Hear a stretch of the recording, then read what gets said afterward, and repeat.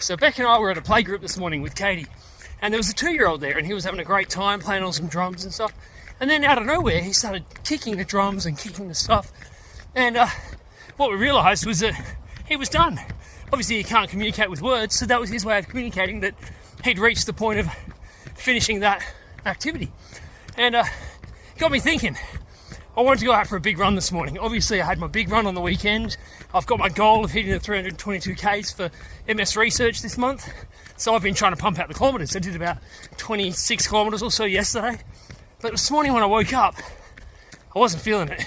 I woke up and I just felt like I hadn't recovered properly.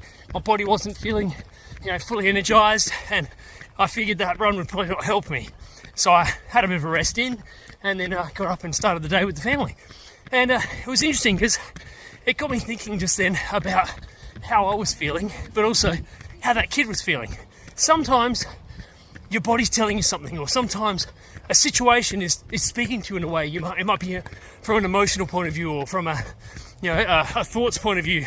Something might be happening, and you don't quite understand it, but you're feeling a certain way, or something's going on around you that you want to get past. And sometimes you just got to tune in on that. It's so important that we understand ourselves. We understand our bodies. We understand our thoughts, our minds, our emotions. So when those situations arise, we know how to contend or how to deal or how to work through them. So I knew this morning that I'm pretty aware of my body. I knew I needed a rest. I knew that I've pushed pretty hard. I've already done about 60 Ks this week after running 147 Ks on Friday and Saturday. So I knew I needed a rest today. And you might feel the same way. You might feel like maybe you're in a situation, you might be in a moment, you might be in a group setting, something that's making you uncomfortable. And you just have to learn to temper that.